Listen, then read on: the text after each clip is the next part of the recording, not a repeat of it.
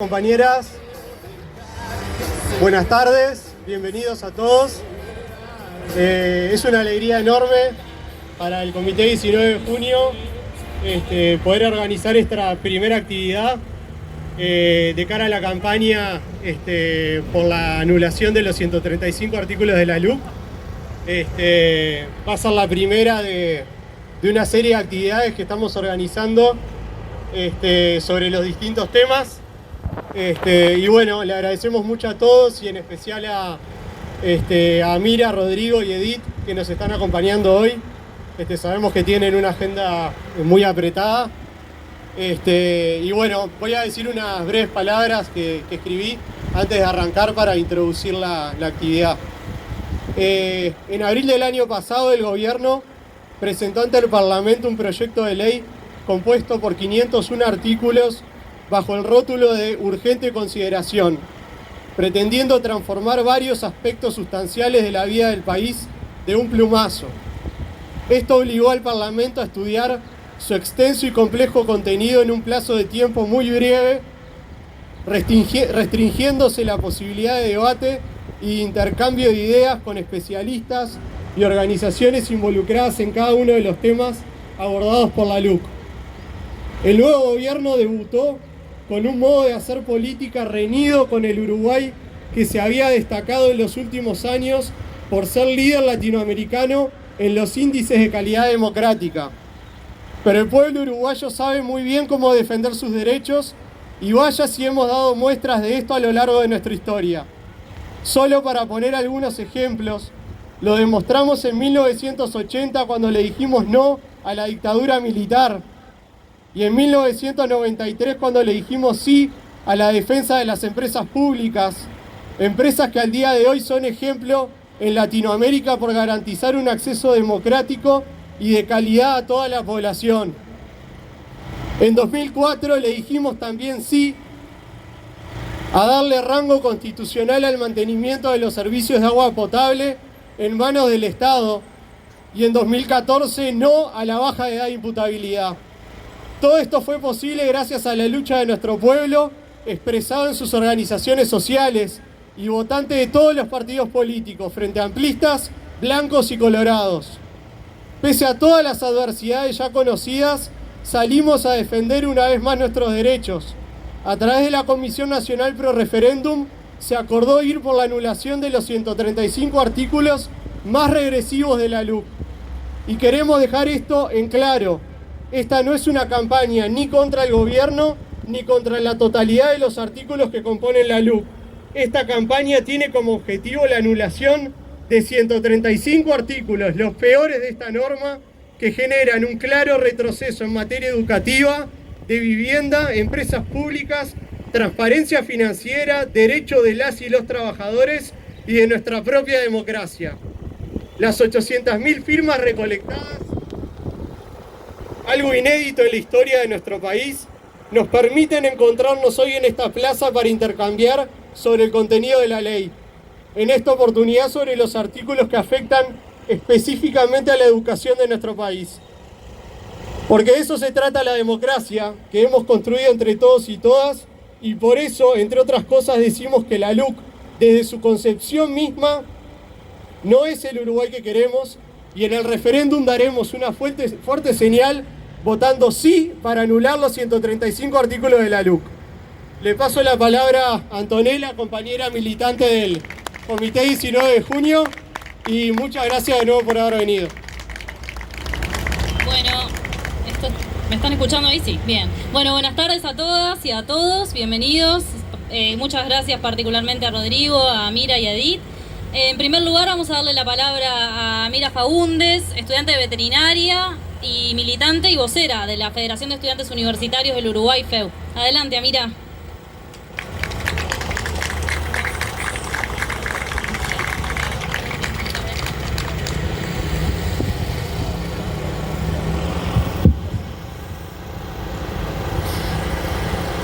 Bueno, ahí. Bueno, muchas gracias primero que nada por la invitación. Ahora sí.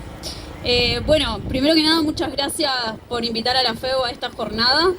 Es para nosotras muy importante ponernos a dialogar con todos los actores de la sociedad. Eso significa con cada una de las organizaciones que conforman el campo popular y también los partidos políticos. Hacía mucho tiempo que la FEU no estaba sentada en una mesa conjunto al Frente Amplio pensando en qué hacer para mejorar la situación de nuestro país, así que es muy importante también para nosotras en esta campaña poder seguir generando ese diálogo con cada comité, con cada compañera y compañero que milita en el barrio y que sabe cuáles son las necesidades de su gente, para también poder poner una universidad al servicio del país, que en definitiva es eso lo que nosotras queremos y la importancia del movimiento estudiantil es poder aportar en eso. Así que nada, por eso agradecer la invitación y también aprovechar para saludar a cada una de las militantes que han dejado un montón en estos últimos meses, un montón de sacrificios para poder llegar a la cantidad de firmas que logramos. La hazaña dijimos que era posible y fue posible porque tuvimos una cantidad de compañeros y compañeros que dejaron su vida muchas veces de cosas que son importantes para poner como prioridad la democracia de nuestro país y bueno, llegar a las firmas hoy y estar en este proceso de validación y que cada vez estamos más cerca de que digan que sí, que va a haber referéndum por la Corte Electoral. Es necesario, marcarlo en cada instancia y poder saludar a la militancia y poder redoblar para la etapa que se viene. Y bueno, pensando un poco más en la etapa que se viene y lo importante que va a ser debatir con cada vecino y cada vecina los artículos de esa ley, está de más que puedan generar estas instancias. En particular lo que nos convoca hoy, que es hablar un poco de educación. Ahora la compañera me preguntaba si era de formación en educación y yo dije, no, soy veterinaria, en realidad una ciencia dura, una facultad que por lo general nos dicen que hablemos solamente de la célula y que no sé qué, y que vayamos a hablar de otras cosas, que no hablemos de política, pero bueno, por suerte hay un montón de jóvenes como yo y como otras tantas que insistimos en la importancia de debatir sobre nuestro futuro, de debatir sobre educación, debatir política, que en definitiva la política es lo que transforma la realidad, que transforma el mundo, así que también eso, porque hay algunas cabecitas todavía muy conservadoras dentro de los espacios que nos dicen que hay cosas que los jóvenes no deberíamos hablar o que no deberíamos hacer, pero bueno, ahí está la insistencia y la rebeldía que le ponemos para que sí se den esos procesos. Y bueno, lo que tiene que ver con algunos de los artículos de la LUC, pensando un poco cómo llega esta ley de urgente consideración, es importante marcar y poner claro que es una reforma educativa muy grande. De estos 135 artículos que vamos a anular, hay 34 que son sobre educación y muchos de ellos vienen a anular o transformar lo que es la Ley General de Educación, que en realidad es una ley que se debate en 2008, ya en el primer gobierno del Frente Amplio, que tuvo un proceso muy largo de discusión, de idas y vueltas entre cámaras, de conversaciones con las organizaciones sociales. Y esta ley de urgente consideración viene, a través de este mecanismo rápido, a transformar cosas que el campo popular se había dado un tiempo bastante largo para discutir. Y si bien nosotras sabíamos que hay cosas para mejorar, porque siempre hay cosas para mejorar, pero que no era la forma de tener solamente 20 minutos en una comisión para ir a plantear cuáles cosas nos parecían bien o mal. Eso no es democracia, sino el realmente poder construir e incidir en lo que después las decisiones se van a tomar. Y bueno, esta Ley General de Educación tenía algunas bases que son importantes para nosotras y que hay que recordarlas. Y que son las bases de nuestro país, que es la reforma de Varela, que viene a aplicar y a poner sobre la mesa la discusión de una educación que sea laica, gratuita, obligatoria y que también tenga protagonismo popular, que es otro pilar también de Varela que a veces no lo marcamos tanto, pero que también es recontra importante recordarlo, y que esa Ley General de Educación que estaba en nuestro país a partir del 2008 pone en realidad esos pilares fundamentales que teníamos a lo largo de la historia. Y hablando un poco más de lo que tiene que ver con con cómo esta reforma que impone el gobierno a través de la LUC, con lo que tiene que ver con la gratuidad. Para nosotras, que sea gratis el poder formarse significa que cualquier hija o hijo de vecino, sin importar su condición social, sin importar su etnia, sin importar de dónde provenga, tenga el derecho a la educación, porque es un rol, es un bien público, un bien social que es necesario para el desarrollo de la ciudadanía de cada una de las personas que son parte de este país. Entonces, ahí el papel del Estado es fundamental para garantizar que cada niño, que cada niña, que cada adolescente pueda tener acceso a la educación. Y la LUC viene a suprimir todo, en donde diga público, lo elimina. Como por arte de magia, como que le pone cruz a todo lo que dice público y lo elimina. Y es una señal bastante peligrosa para nuestro país, considerando para nosotras la importancia que tiene la educación pública en la vida de las jóvenes. Y también viene a pensar en que capaz que la educación pública no es lo mejor. Y bueno, ¿qué será lo mejor entonces? La educación privada. Viene a ponerle un rol mucho más importante a las instituciones que imparten educación privada, y eso lo podemos ver también porque elimina el Sistema Nacional de Educación Pública y hace una simple coordinación. Y en esa simple coordinación, en realidad, baja, por ejemplo, la cantidad de representantes que tenía la universidad, y ahora la universidad tiene un representante igual que la Universidad Católica, igual que la Universidad de Montevideo, cualquier otra universidad. Siendo que la Universidad de la República tiene el 80% y la investigación de nuestro país tiene la misma representación que las demás, que tiene también la matrícula del 85% de las estudiantes. Entonces dejan un rol bastante desigual en lo que tiene que ver la incidencia de la universidad en esa coordinación. Y además también la ley de urgente consideración, y uno de los artículos que nos parece importante también anular, es el que nos deja como a consideración el llamar al Congreso de la Educación, y que se pueda llamar cada 5 años, que se pueda llamar una vez en un periodo. Lo cual es bastante complicado, pensando en que a veces hay cosas que es necesario discutir, que es necesario afrontar los problemas que nosotros vemos en la educación, y que hay que tomar medidas y hay que juntarse y resolverlas. Entonces, realmente tener cada un tiempo muy separado un congreso donde poner las líneas programáticas es bastante complicado, porque significa casi toda una generación de estudiantes. Si pensamos de los 6 años de escuela, casi toda una generación de estudiantes que transcurrieron y que no se hizo nada para transformar o para cambiar los problemas que nosotros veíamos.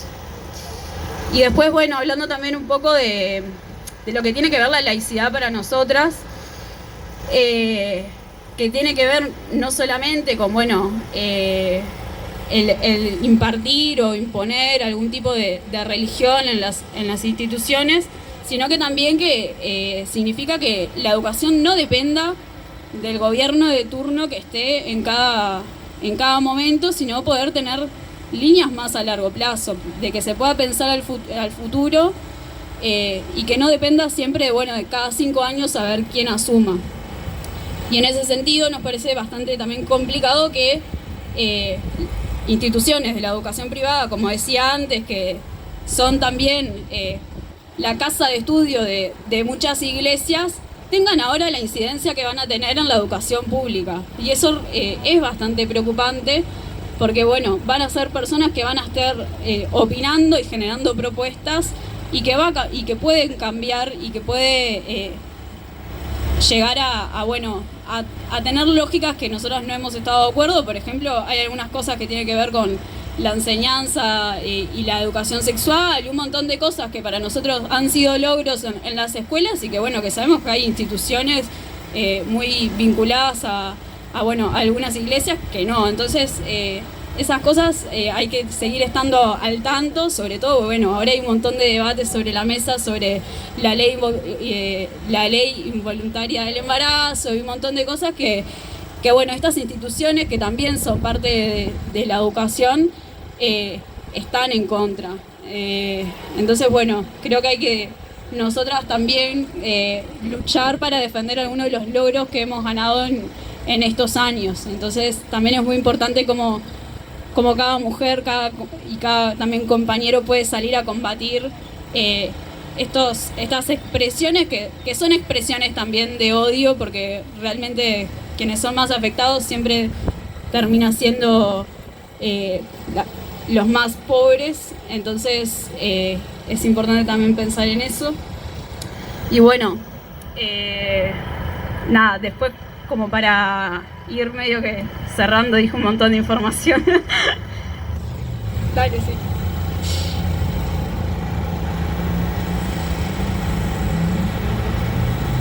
Gracias.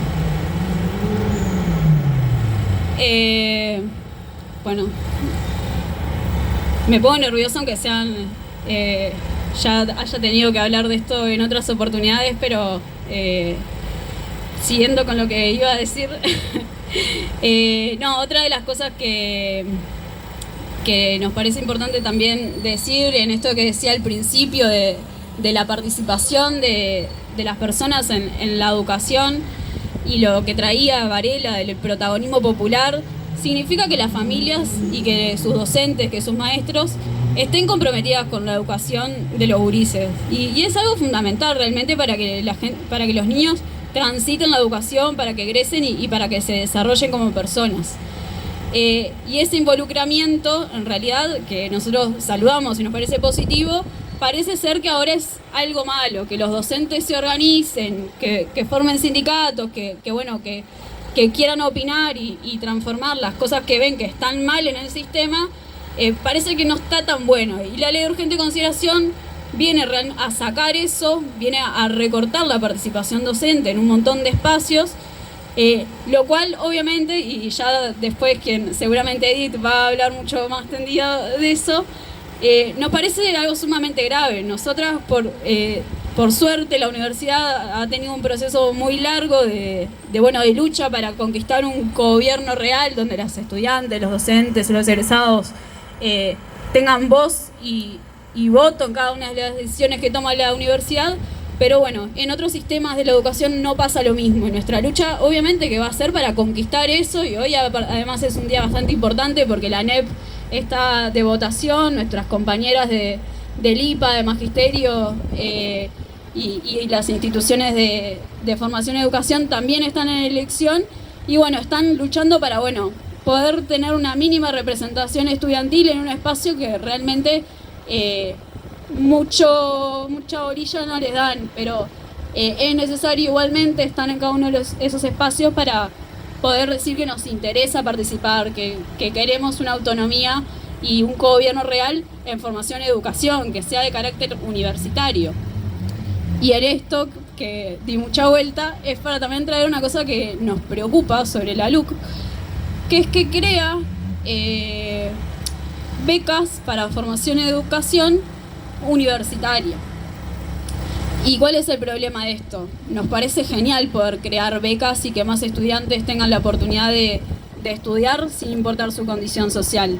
Pero la cuestión acá es que la formación en educación, la formación docente, capaz que, como se decía antes, es terciaria y no tiene el ámbito universitario, solamente lo tienen universidades privadas. Entonces, la creación de estas becas significa que el Estado va a girar más recursos hacia las instituciones privadas. Cuando nosotras, como decíamos antes, queremos seguir luchando para que realmente la formación y educación pública tenga el carácter universitario y que esas becas lo puedan gozar las gurisas que estudian en las instituciones públicas. Y bueno, para ir cerrando un poco, porque realmente son muchos artículos también la parte de educación y que son muy difíciles también de abordar y poder explicar a cada vecino y cada vecina, pero me parece que es importante como algunos conceptos para quedarnos.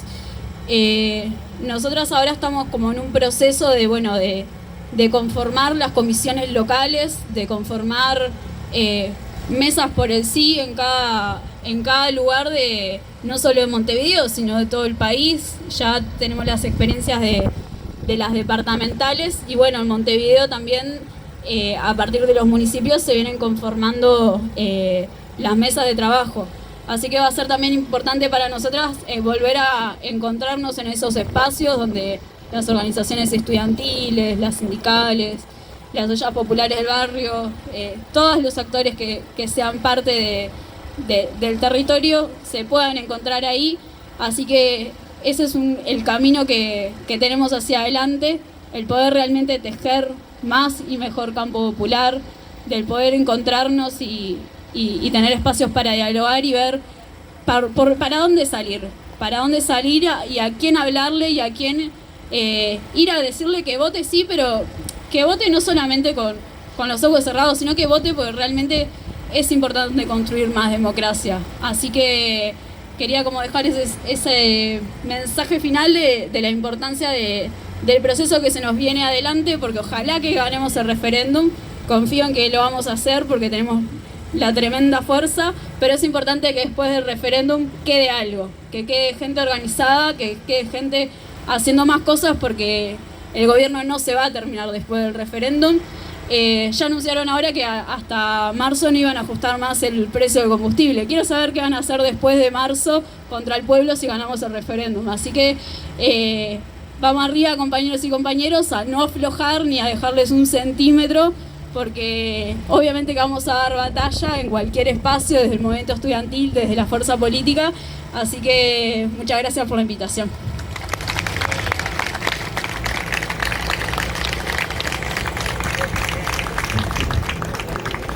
Bueno, muchísimas gracias, Amira.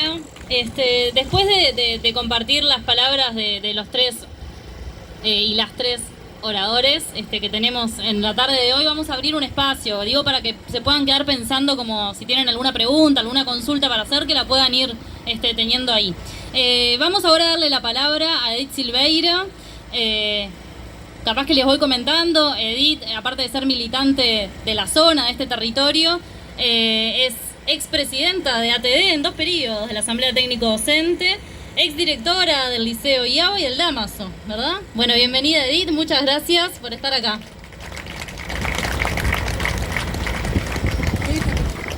Bueno, primero que nada, Primero que nada quiero saludar esta instancia y en esta instancia saludar toda la lucha que está dando todo el pueblo con respecto a conservar una característica democrática del Uruguay. Y la estamos dando de la mejor manera, en la calle, codo a codo, trabajando cada uno por su propio convencimiento. Saludar el haber obtenido 800.000 firmas en una campaña que fue de la gente, por la gente y con la gente. Y a raíz de eso, bueno, estar en esta siguiente tarea, que es conversar entre todos por qué queremos anular los 135 artículos de la LUC. Como bien decía Mira, dentro de esos 135 artículos hay 31 artículos sobre educación, y en realidad en la LUC hay más de 60 artículos sobre educación, de unos 500 artículos, o sea que es uno de los puntos en los que este gobierno ha puesto la atención. Y primero que nada me gustaría dar cierto marco al hecho y a las razones de por qué aparecen esa cantidad de artículos con respecto a la educación en esta ley propuesta por un gobierno conservador. Primero que nada, se estableció vía los medios hegemónicos la idea de una crisis educativa. Una crisis que se definió desde lo cuantitativo, es decir, en una relación muy acentuada en el territorio de secundaria, que es en el territorio donde he trabajado más de 40 años, con respecto a los egresos del bachillerato. Lo que no se dijo es que en ese periodo, en los 15 años de gobierno del Frente, secundaria tuvo un desborde de inscripciones donde la mayor parte de capas sociales que nunca habían llegado a la educación media llegaron. Que esa presencia de esos chiques que llegaban con otro bagaje, con otra mirada, con otra lógica sobre el estar en situación educativa, sí, claro que lenteció los procesos y que llevó y no llevó a todos a una serie de problematizaciones que no han tenido respuestas uniformes ni concretas, que han sido el desarrollo de un trabajo profesional comprometido de todos mis colegas con quienes he trabajado desde trabajo de aula. Yo en realidad soy profesora de literatura, como adscripta y después como directora, también como delegada de la TD Nacional y después como presidenta de la mesa permanente durante 2 periodos. También he sido secretaria de un consejero electo, o sea que el sistema lo conozco de arriba abajo y desde todos los lados. Entonces, si existe esa crisis cuantitativa, es una crisis que tiene que ver con el crecimiento, o sea, creció, por lo tanto cambiaron los parámetros. Sí se hicieron cosas y se intentaron, y de hecho la información oficial del monitoreo educativo en el año 2020, o sea, la evaluación del último año de gobierno del Frente, mostró un crecimiento del 10% de los egresos de bachillerato, lo cual no es nada menor, y cualquiera que sepa de teoría educativa sabe que un crecimiento de un 10% en 5 años en un tramo es enorme. Por otro lado, también se ha disimulado en esa información de que la crisis educativa tiene que ver con los números, que toda la investigación en educación relaciona los aprendizajes y los resultados de pasaje de grado con la situación socioeconómica desde la que están ubicados los estudiantes. Eso no se ha dicho, o sea, para mejorar algunos de los parámetros de egreso de la educación hay que hacer un trabajo social. La educación no es una varita mágica, es uno de los elementos que tiene una sociedad para formar ciudadanía, para formar pertenencia, pero no es mágica, no va a conseguir cosas si no existen otros apoyos, si no existe una vivienda digna, si no existe un ingreso digno, si no existe una salud organizada y si los chiquilines no comen bien todos los días. Eso no va a pasar bajo ningún gobierno. Después, situados en esa crisis, que es una de las posibles miradas a la evolución educativa, no la única, no la más profunda, no la más técnica. Situados en eso, ver cuáles son los cambios que propone la ley. Básicamente y mayoritariamente esos cambios se sitúan hacia la ANEP, que es el otro ente autónomo que se ocupa de la educación pública. La universidad es uno y la ANEP es el otro.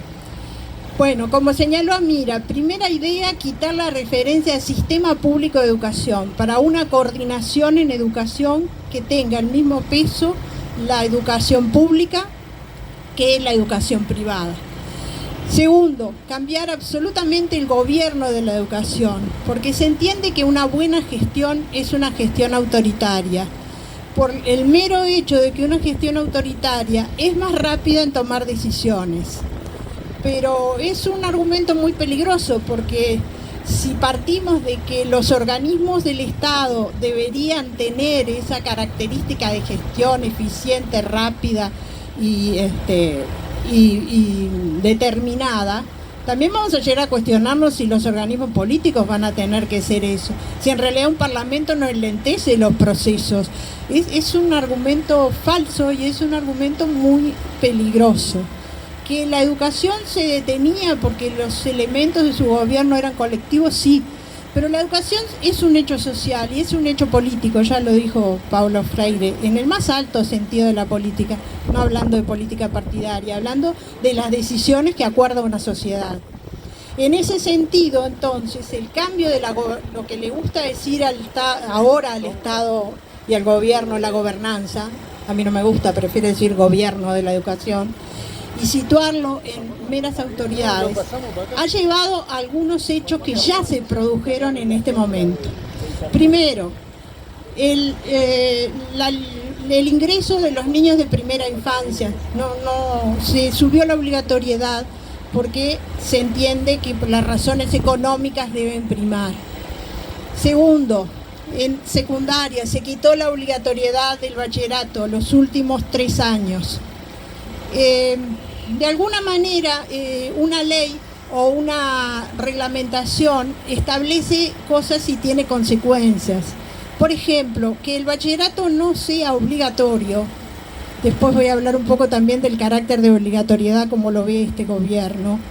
Implica que no haya boleto gratuito, porque las ordenanzas y las normas que crean el boleto gratuito lo engloban dentro de la educación obligatoria.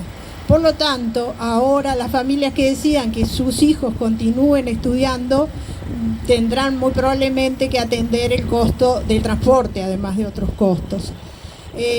Eso para dar un ejemplo de cómo determinados cambios en una ley después se van a volver cambios que en nuestra vida cotidiana nos tocan.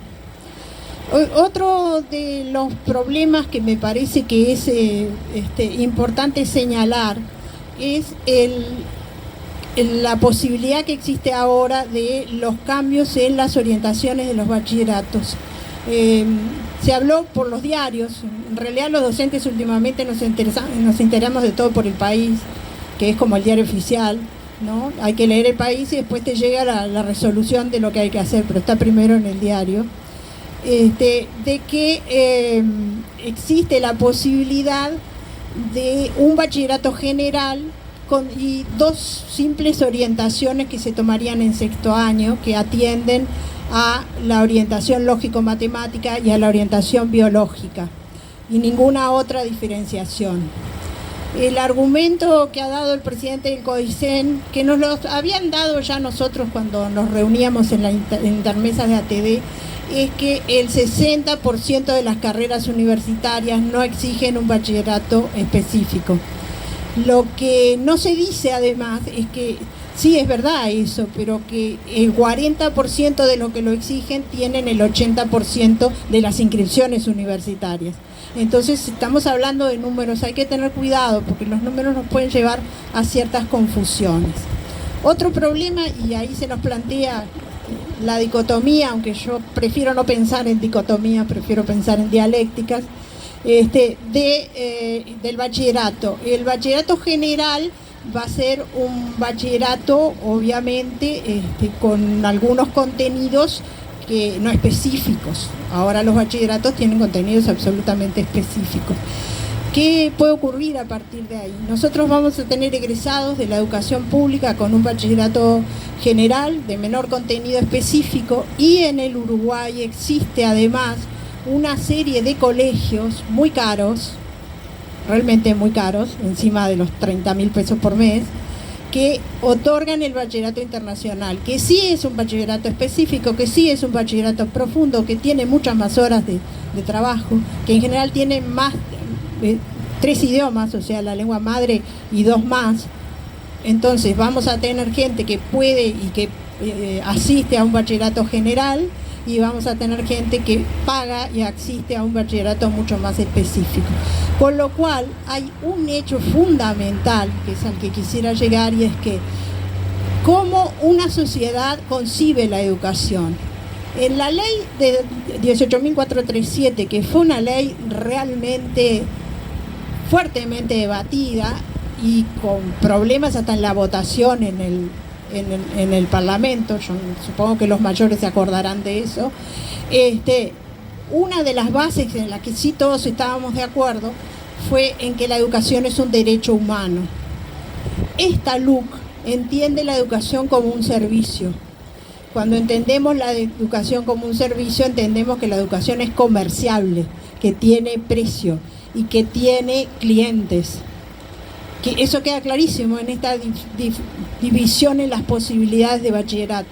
En otra de las instancias es que modifica uno de los artículos de la 18.437, que decía que todo convenio multinacional o internacional o bilateral que firmara Uruguay debería estar orientado solamente en respecto a los conocimientos y sus aplicaciones, y no podía ser hecho con fines de tener una relación costo-beneficio, o sea, fines mercantiles, comerciales. Ese artículo se modificó y se retiró, así que ahora cualquier persona, cualquier entidad, no solo una entidad pública, puede hacer un convenio internacional, endeudar al país para obtener a través de ese convenio beneficios comerciales. Ese es el nuevo criterio de que todo se compra y todo se vende, contra el cual en realidad estamos cuestionando esta LUC, porque la cuestionamos en todos esos aspectos, en educación, en ANCAP, en la cuota fiscal, en todos los aspectos. Es ¿qué país queremos? ¿Un país que se base en las reglas comerciales o un país que se base en las reglas sociales y en la humanización y el reconocimiento de los derechos humanos? Entonces es fundamental saber por qué estamos en contra de los 135 artículos de la LUC y votar por el sí en el referéndum, como decía el compañero, para demostrar que el pueblo uruguayo sabe dar los pasos necesarios políticamente frente a cualquier gobierno. Pero también creo que una de las cosas más fundamentales que estamos pensando y discutiendo y que vamos a llevar a este referéndum es la problematización de cómo queremos vivir en sociedad. Porque no es otra cosa que eso la democracia, ¿no? Lo que resuelve un pueblo en asamblea que quiere hacer para el camino de su convivir, del estar todos los días en el mundo. Y nosotros, los educadores, que hoy estamos en un día especial en la ANEP porque estamos peleando por nuestra representación y por nuestros organismos de consulta, queremos un país donde todos formemos a los jóvenes, donde exista participación, congreso del pueblo, donde exista debate, representación de los estudiantes, representación de los padres y representación de la sociedad. Por una educación que lucha, resiste y sueña y que quiere formar ciudadanos, no trabajadores capacitados para lo que demanda el mercado. Muchas gracias.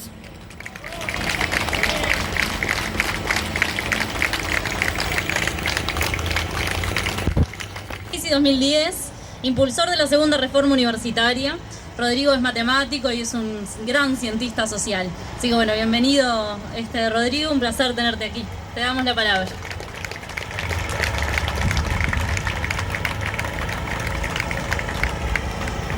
Compañeras, compañeros, buenas tardes. Muchas gracias por invitar a este veterano, darle una ocasión de arrimar un pequeño granito de arena al gran esfuerzo que tanta gente está haciendo. Yo voy en coche aquí. Ya dos compañeras han dado el punto de vista amplio de la Comisión Nacional Pro Referéndum, por lo tanto mi tarea es sencilla. Y la voy a asumir mirando la cuestión desde un punto de vista especial. Yo creo que uno de los asuntos a tener en cuenta es que la LUC bloquea la transformación deseable y necesaria de la educación pública uruguaya. Acá estamos en una disyuntiva entre avanzar y retroceder, pero el retroceso no sería cualquier retroceso. Sería un retroceso que haría muchísimo más difícil después seguir caminando para adelante. Y esto es fácil de decir. ¿Quién no quiere caminar hacia adelante? En concreto, ¿de qué estamos hablando cuando decimos que la educación pública del Uruguay necesita, de acuerdo a sus mejores tradiciones, seguir avanzando? Permítanme tomarles un minutito para recordar que entre las grandes tradiciones de la educación pública uruguaya, además, por supuesto, de la tradición de Varela, que en este lugar sería difícil no recordar, incluye la tradición de Pedro Figari, el gran renovador de la educación técnica uruguaya, la persona que se jugó y perdió en aquel momento contra el gobierno colorado, se jugó por transformar, por elevar el nivel, por vincular los oficios y las artes, por hacer de la formación manual lo que debe ser un enriquecimiento general de la persona. Y en esa perspectiva, que es la de Varela, pero es la de Figari también, es que tenemos que pensar la transformación de la educación uruguaya. A mi modesto entender, hay 3 grandes capítulos que necesitamos abordar en una transformación a fondo de la educación pública. En primer lugar, ¿qué queremos que pase con las muchachas y los muchachos que egresan de la educación media? Por supuesto que hayan tenido una formación integral como personas, pero que esa educación media, además, ¿para qué los capacite? Fíjense, por ejemplo, los estudiantes que ingresan a la Universidad de la República. La enorme mayoría trabaja, necesita trabajar, pero no está preparada para trabajar a esa altura. ¿Se entiende lo que digo? Bueno, esto es clave. A la inversa, buena parte de la gente que termina otras formas de la educación media no está realmente preparada para seguir estudiando a nivel avanzado. Yo me acuerdo hace mucho tiempo, muchísimo, pero no han cambiado las cosas todo lo que debieran, aquella época en que los estudiantes o iban al liceo o iban a la escuela industrial.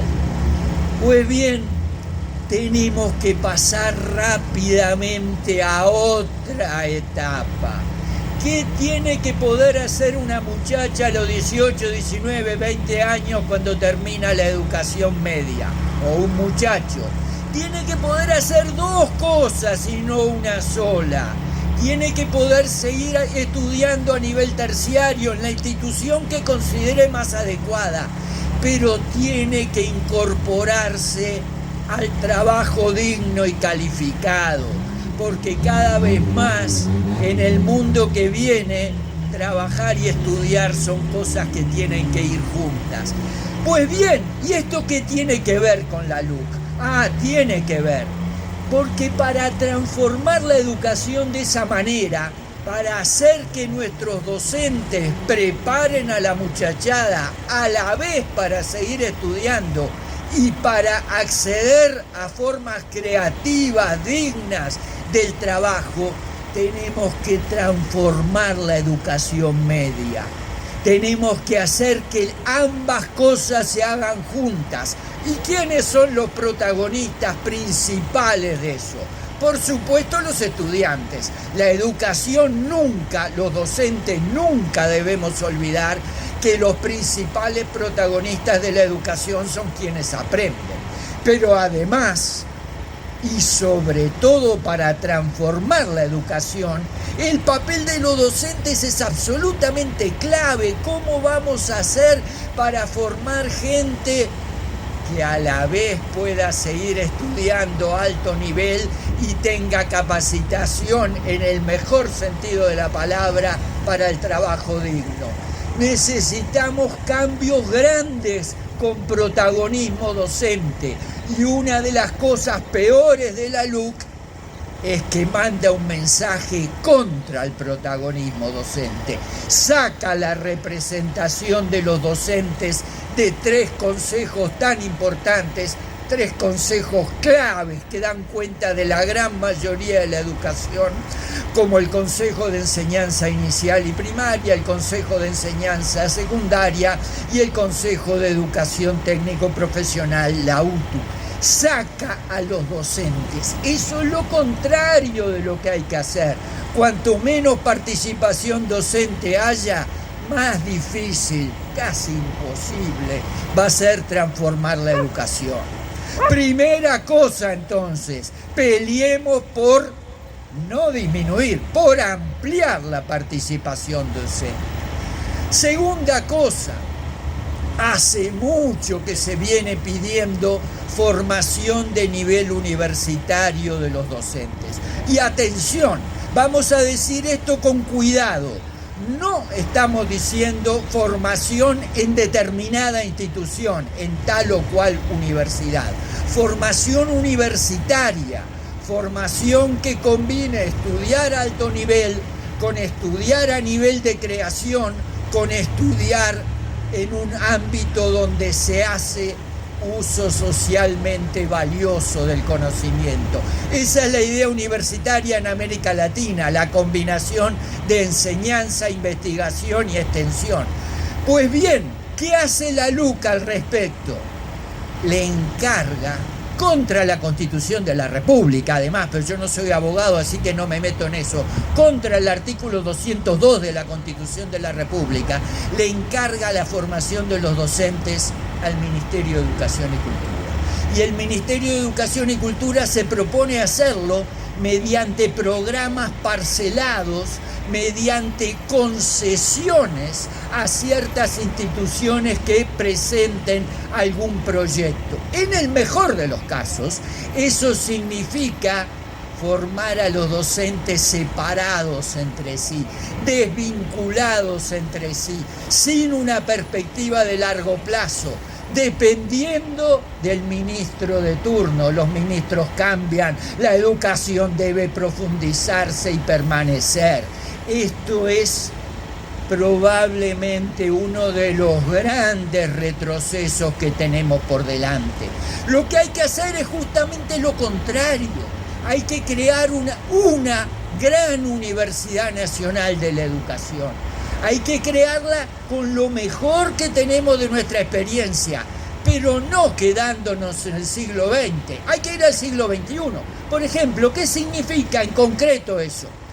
Mi vida está ligada a la Universidad de la República. Yo defenderé siempre el cogobierno de estudiantes, docentes y egresados.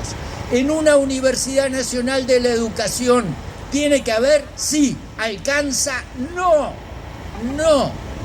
Hace falta, además, ampliar la participación hacia adentro y hacia afuera.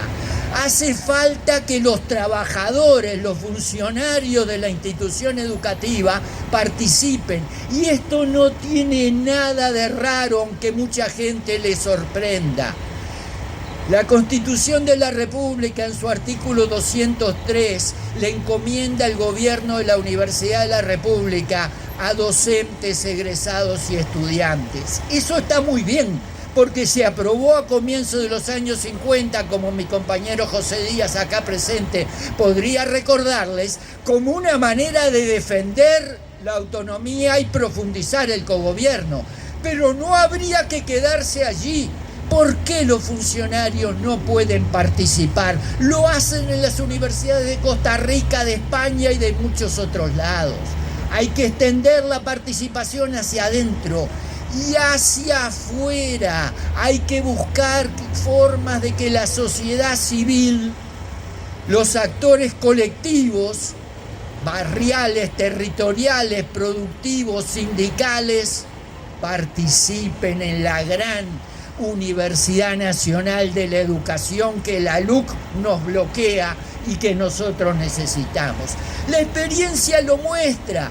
Con 1000 carencias, 1000 dificultades, la Universidad de la República avanzó en su tarea en el interior en los últimos años. Lo hizo sobre todo porque encontró apoyo, iniciativa, acicate, empuje desde actores sociales de distintos departamentos del interior. Pensemos en eso.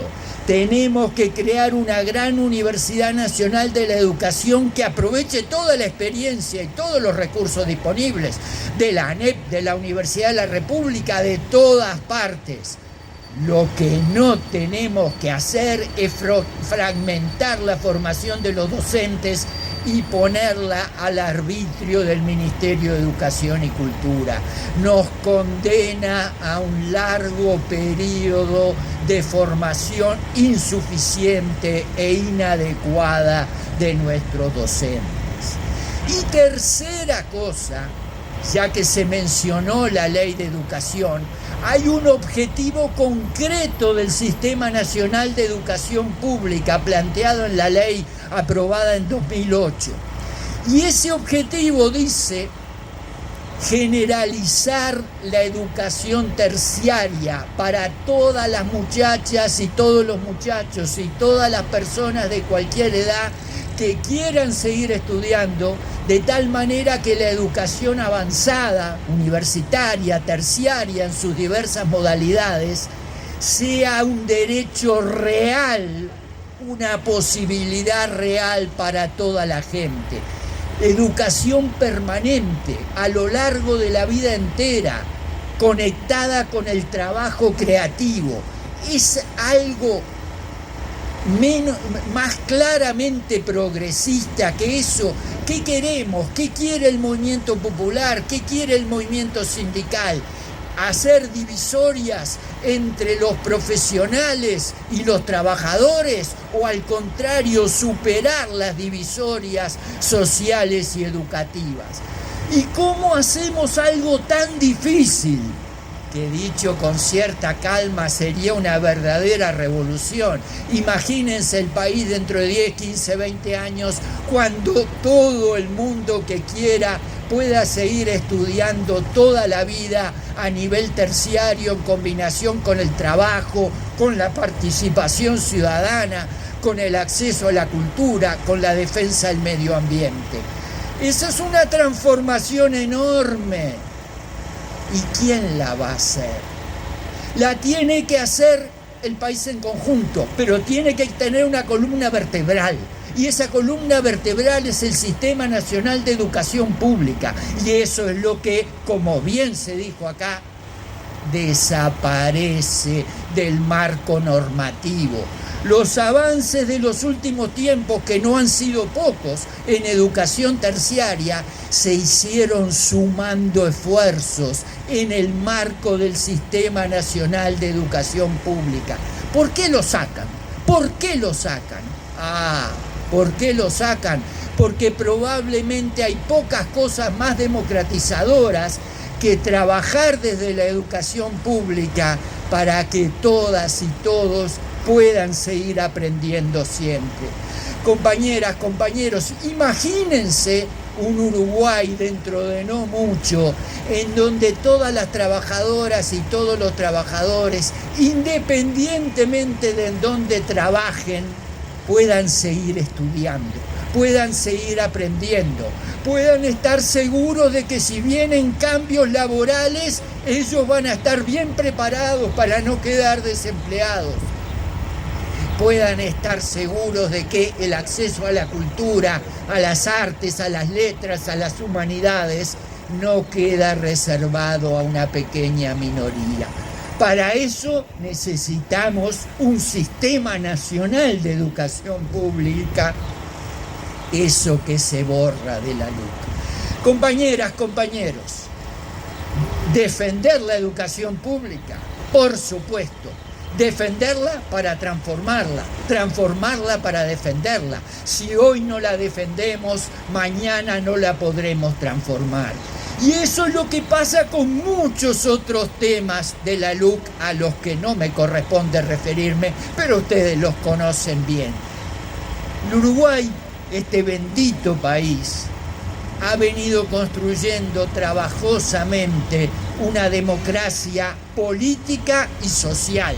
Está en juego si avanza o si retrocede. ¿De qué depende eso?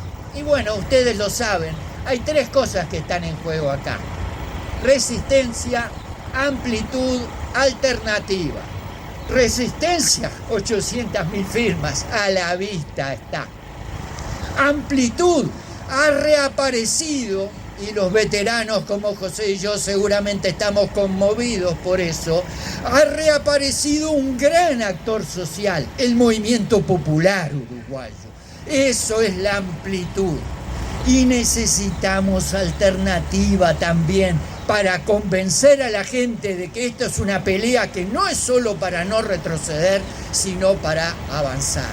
Compañeras, compañeros, no tengo la menor idea de lo que va a pasar, por supuesto, en el referéndum.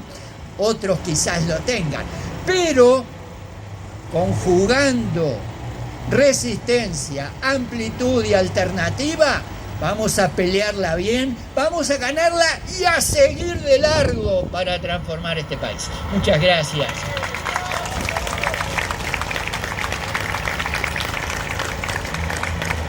Sí.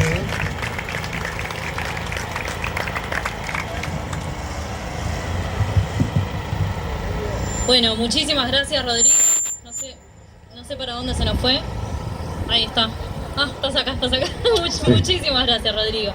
Bueno, como les decía, hoy vamos a abrir un espacio. Si alguien tiene alguna consulta para hacerle a Rodrigo y a Edith, porque Amira se tuvo que ir a otra actividad, ya nos había avisado con tiempo que tenía otra actividad, así que se fue hace un ratito. Pero bueno, si tienen alguna consulta o algo para plantear, allá hay. A ver si llegamos.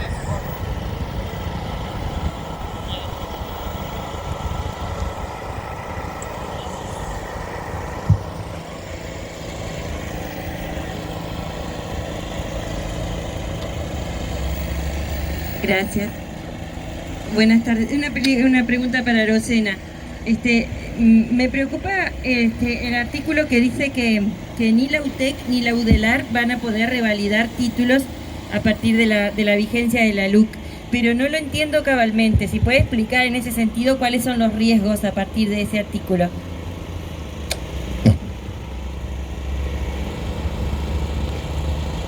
A ver, la cuestión de reválida de títulos es uno de los líos más grandes que uno puede imaginarse. ¿Qué es lo que está pasando? Hay un proceso gradual desde hace mucho tiempo de irle quitando las competencias a la Universidad de la República. Yo, viejo militante de la Universidad de la República, no tengo la posición de que todo lo que tiene que hacerlo la Universidad de la República, ni que todo lo que hizo siempre deba seguirlo haciendo. Empiezo por aclarar eso porque me parece muy importante. Por ejemplo, ¿tiene que haber una única institución pública de enseñanza terciaria en el Uruguay? Nosotros pensamos que no. Y cuando digo nosotros, pienso la conducción de la Universidad de la República, que en el año 2007 cambió su posición histórica, justamente diciendo que necesitamos un sistema nacional de educación pública, integrado, entre otras cosas, por muchas instituciones terciarias, públicas, autónomas, cogobernadas y coordinadas entre sí. Por lo tanto, empiezo la respuesta a esta pregunta diciendo que mi punto de vista no es el punto de vista del monopolio de la Universidad de la República. La universidad es un gran actor que lo que tiene que hacer es colaborar con otros, no pedir las cosas para sí. Pero, al mismo tiempo digo que, con modestia, pero con claridad, el hecho de que las reválidas estuvieran a cargo de una institución con, como subrayaba Mira, la mayor parte de la creación de conocimientos del país, es una garantía. Que lo pase a algo que no da esas garantías, voy a ser redundante, no da garantías. Entonces, ¿por qué no hacer cosas más racionales? ¿Por qué no crear un organismo conjunto? Esto se hizo en relación a la educación terciaria privada en los gobiernos anteriores.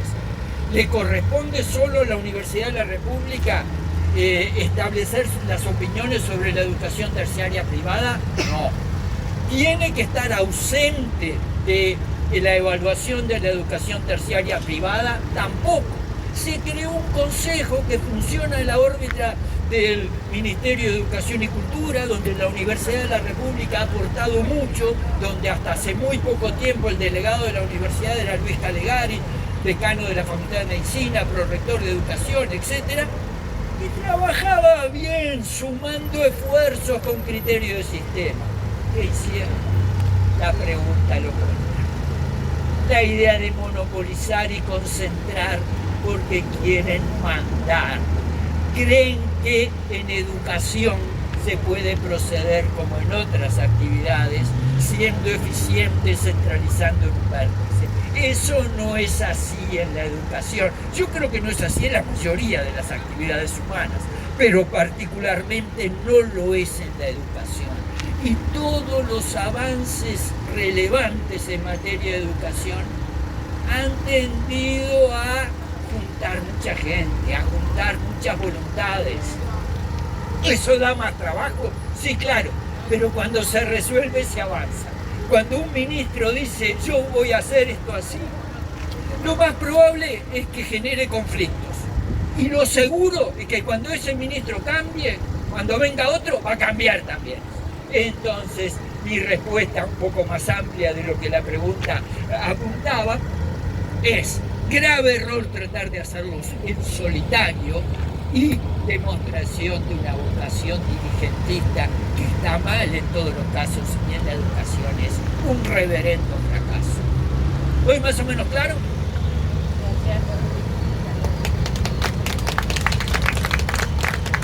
Clarísimo, clarísimo. No sé si hay alguien más que quiera... Allá, Ana. Bueno, yo primero quiero aclarar que soy docente jubilada de secundaria. Trabajé con Edith también, la conozco muy bien, sé de toda su lucha. Pero a mí una de las cosas que me preocupa, yo trabajé en la TD también, no me estoy poniendo ninguna patente, simplemente cosas que pasaron en todos los años que estuvimos trabajando. Una de las cosas que me preocupa es esa discusión entre lo que es la enseñanza secundaria y la universidad, ese pasaje.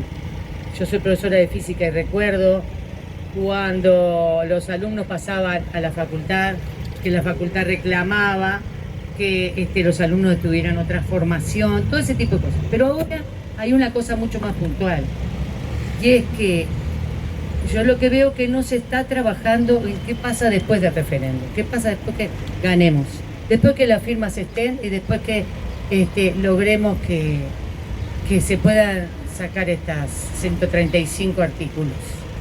Si estamos preparándonos como docentes, como dentro de cada una de las áreas, pero integrados, buscando cambiar esas cosas que ya vimos antes, en los 15 años anteriores, donde se cambió tanto en la educación, pero que faltó mucho por hacer,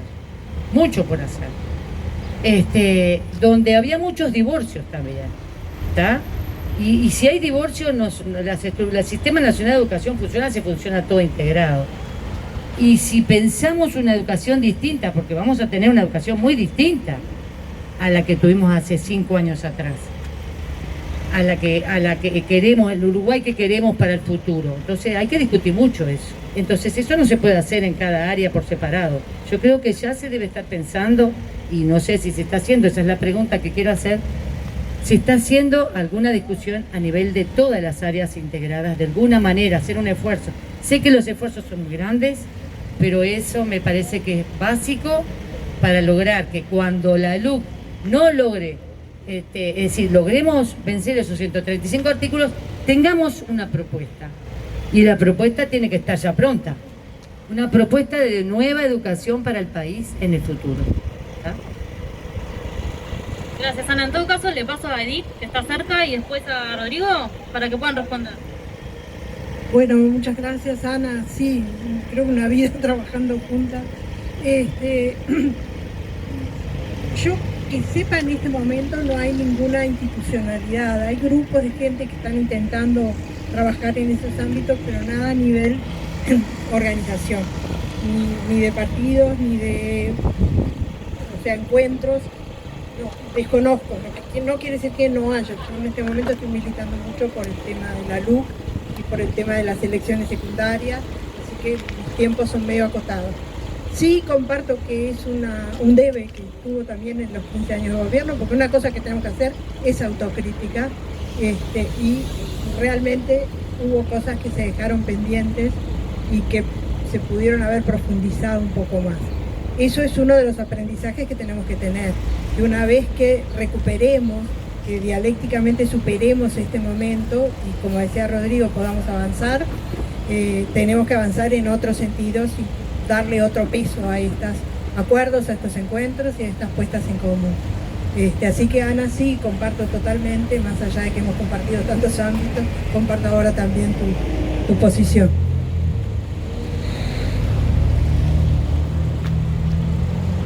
Un par de cosas y me siento para no pegar con el techo tan agradable en una tarde soleada. Yo agradezco la pregunta porque en el fondo lo que yo traté de decir iba a eso. Hay que pelear contra la LUC, pero para pelear bien hay que preparar la alternativa. Yo soy un viejo jubilado, estoy a la orden cuando me llaman, pero no estoy integrando las conducciones ni las militancias de ninguna instancia del movimiento popular. Me parece clave para ganar y para lo que viene después tener una alternativa. Y todavía me voy a animar a ir un poquito más allá porque tú planteaste uno de los problemas más difíciles que tiene la educación pública uruguaya, que es el tránsito entre la media y la terciaria. Y les voy a contar un secreto que seguramente todos lo saben. Las instituciones se miran a sí mismas en buena medida y son autorreferidas y son egoístas. Yo no voy a hablar por otra, voy a hablar por la que, aunque jubilado, sigue siendo la mía. En la Universidad de la República hay mucha gente que no quiere dialogar con el resto del sistema educativo. Hay mucha gente que dice, no, que los estudiantes lleguen con cierto nivel y si no llegan con cierto nivel, los dejamos afuera. Eso es una pelea interna dentro de la universidad. ¿Cómo hay que pensarla y cómo hay que ganarla? Déjenme decir, a riesgo de hablar demasiado, 2 frases al respecto. Primero, ¿cómo hay que pensarla? No hay que perder a nadie. Llegó a la universidad como a otra institución y no tiene la formación que algún nivel abstracto dice. ¿Qué hacemos? ¿Lo mandamos de vuelta a la casa? ¿Qué pasa con él, con su familia? ¿Qué pasa con este Uruguay donde nacen 40.000 niños por año? ¿Qué pasa si vamos perdiendo jóvenes? Aunque solo lo pensáramos desde el punto de vista más egoísta, que no es el único, que hay que tener en cuenta, no podemos perder a nadie. En ese entendido, la universidad creó lo que llama el programa de respaldo al aprendizaje, Progresa, que va a encontrar a la muchachada antes de que termine la educación media. ¿Y saben lo más lindo del programa? Déjenme decirlo, aunque parezca un viejo chocho absolutamente encandilado con una experiencia. Es lo que soy. ¿Quiénes ayudan sobre todo a los estudiantes en el marco del programa llamado Progresa? Otros estudiantes de años anteriores, tutoras y tutores. Esos construyen educación, pero construyen sistema también. ¿Qué pasa cuando una muchacha terminó la enseñanza media en algún lugar del interior y es la primera generación de la familia que lo hace y llega a ese enorme monstruo que es la Universidad de la República y no sabe dónde ubicarse? Y ahí aparecen 2 o 3 compañeras de años anteriores y lo ayudan. Eso hace sistema. Y sobre todo le sale al cruce al egoísmo de muchos universitarios. No nos equivoquemos. Y es triste decirlo, pero es una de las realidades que hay que afrontar. Hay no pocos militantes estudiantiles activos a los 20 años que querían universidad para todos y que cuando llegan a cierta edad y son profesionales, y que más bien entren algunos menos, ¿vio? Porque me son la competencia.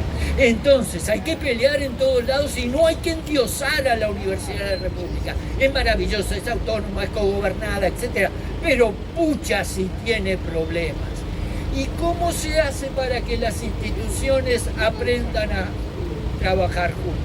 La respuesta es brevísima.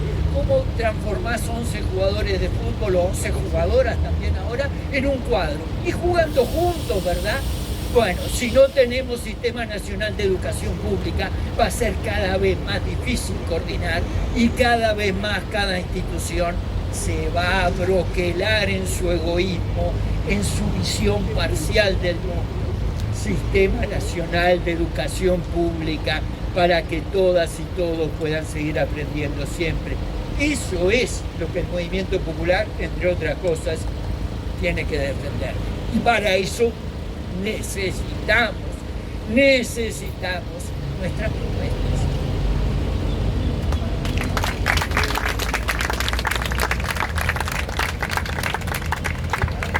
Bueno, no veo... ya, Gloria. para el 2022 una cosa que nosotros tenemos pendiente es el cogobierno de UTEC. Es una deuda que tenemos como fuerza política y el país. Es un proyecto excelente por mil cosas o sea, es la universidad en el interior, pensada con cabeza del interior, para el interior. Ahora la Universidad de la República también está en el interior y son dos universidades que tienen que ser hermanas. Nosotros ahora desde la UTEC estamos mirando a la Universidad de la República como la hermana mayor, de la cual podemos aprender, pero también de la hermana mayor a la cual peleamos y molestamos diciéndole que tiene que cambiar algunas cosas. Y lo que necesitamos para tener ese diálogo es cogobierno, que todavía no lo tenemos. Entonces, en respuesta a Ana, una de las cosas que tenemos que hacer cuando ganemos el cogobierno, el referéndum, es apoyar a la UTEC. Apoyarla no como fuerza política, apoyarla como ciudadanos, porque a pesar de que es un proyecto pensado para el interior, es un proyecto nacional. Es un proyecto nacional porque somos un país muy chiquitito, y hay estudiantes de Montevideo que están yendo a la UTEC a estudiar, encantados de la vida, y hay estudiantes del interior que están viniendo a la UDELAR. Somos uno solo, somos dos universidades hermanas, y para tener ese diálogo lo que necesitamos es tener cogobierno en la UTEC. Así que yo le pido a la fuerza política que, como parte del pueblo que somos, en el 2022 tengamos en el corazoncito también la lucha por el cogobierno en la UTEC, que esperamos que la Corte lo convoque, porque primero fue la pandemia, después fueron las municipales, después fue bla bla bla bla bla bla, y todavía no lo tenemos. Pero nada, eso.